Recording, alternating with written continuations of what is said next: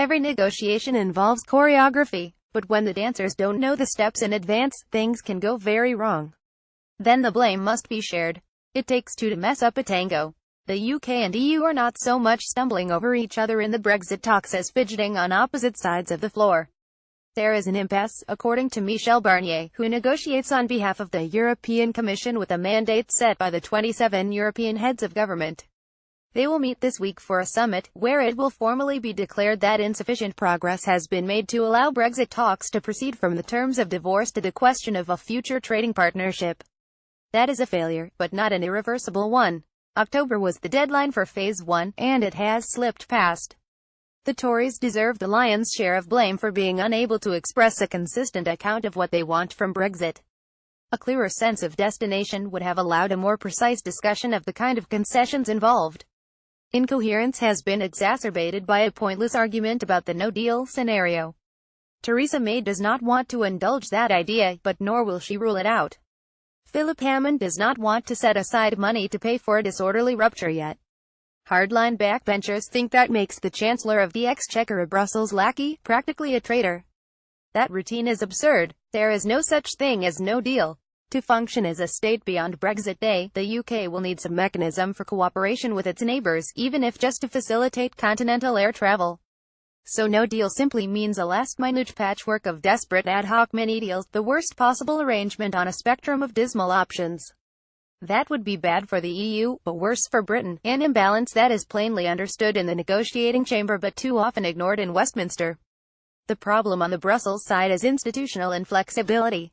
The sequencing of talks and the mechanics of the relationship between Mr. Barnier and the EU 27 leave no capacity to be agile.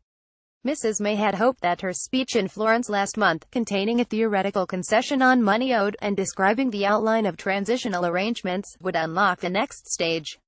But the financial pledge was too vague for the Europeans. Of course it was. The UK will not say what it will pay if there is no clarity about what it is buying, what combination of old commitments and future perks, and it cannot be sure of that without discussions about final status.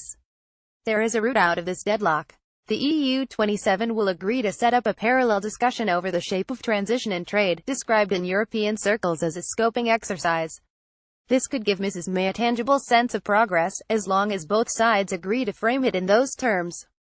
The Prime Minister needs to save face with her domestic audience, otherwise the pressure to detonate the whole process will build further. In exchange for that bridge to Phase 2, Mrs. May will have to go further on the money side.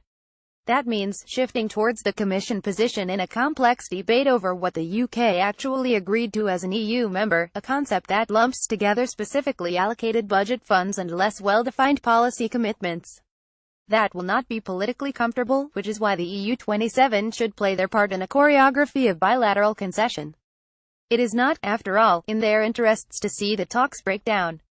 The limitations of the UK's negotiating hand necessarily gives an advantage to Brussels, but Mrs. May's weak position in her party does not. It makes the whole process brittle and volatile. The biggest hazard is that hardliners in the cabinet conspire to depict the EU's movement on scoping as a non-concession and a humiliation of the Prime Minister. That would cut off her avenue to dignified retreat on finance. There are Tories who are more interested in burning bridges than building them.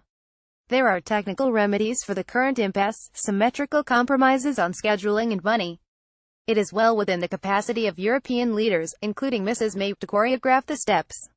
The problem is a Tory faction that is spoiling to break up the dance altogether.